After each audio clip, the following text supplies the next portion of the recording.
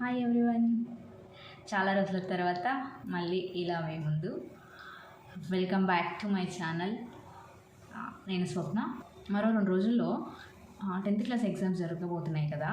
So వాళ్ళకి నాకు తెలిసిన ఒక చిన్న కొన్ని టిప్స్ అనమాట.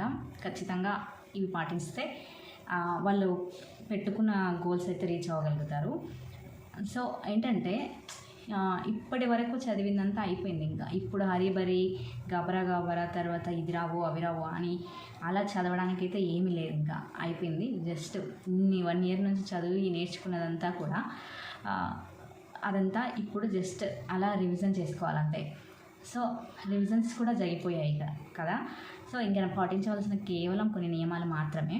అవి ఏంటంటే, అసలు ఫస్ట్ ఎర్లీ మార్నింగ్ వేకప్ అనేది చాలా ఇంపార్టెంట్. 5 o'clockకి ఖచ్చితంగా లేవగలగాలి.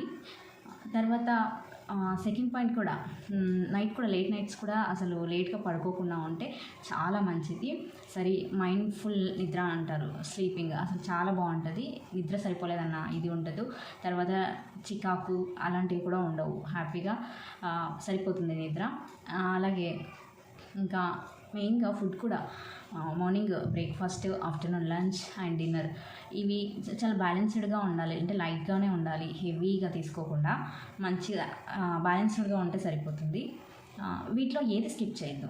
బ్రేక్ఫాస్ట్ తినడం మర్చిపోయో, లేదంటే హడావిడిగా ఎగ్జామ్కి వెళ్ళి హడావిడిలో తినకుండా వెళ్ళడం అలాంటివి కూడా చేయకూడదు. సో ఖచ్చితంగా తినాలన్నమాట.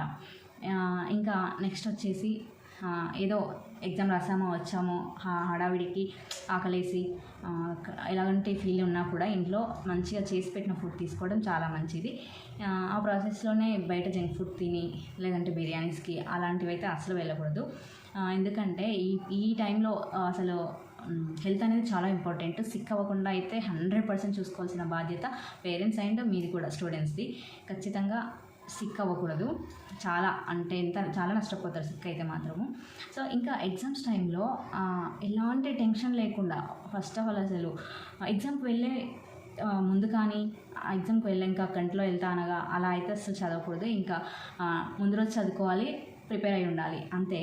అలా చదువుకొని వెళ్ళామంటే చాలా హ్యాపీగా ఎగ్జామ్ హాల్లో వెళ్ళి వచ్చింది ఖచ్చితంగా రాసి టెన్షన్ పడకూడదు. అస్సలు టెన్షన్ పడకుండా రాసి, ఎందుకంటే ఇలా టెన్షన్ పడకుండా ఉంటే మీరు పెట్టుకున్న గోల్స్ అయితే ఖచ్చితంగా రీచ్ అవుతారు. అదే ఎగ్జామ్ ముందు చదివి టెన్షన్ పడుతూ వెళ్తే మాత్రం ఉన్నది రాయరు, వచ్చింది అనుకున్నది ఏది చేయలేరు. సో అలాంటి టెన్షన్ అనేది ఉండకూడదు. ఇంకా మైండ్ కూడా చాలా పీస్ఫుల్గా ఉండేలా చూసుకోవాలి. స్నాక్స్ కూడా evening healthy snacks and fruits prepare చేసుకుంటే చాలా మంచిది. లాస్ట్ పాయింట్ చాలా ఇంపార్టెంట్ అనేది, మొబైల్ అడిక్షన్ అయితే కంప్లీట్గా మొత్తానికి తీసేస్తే, ఈ ఎగ్జామ్స్ వరకు తగ్గిస్తేనే చాలా చాలా చాలా మంచిది.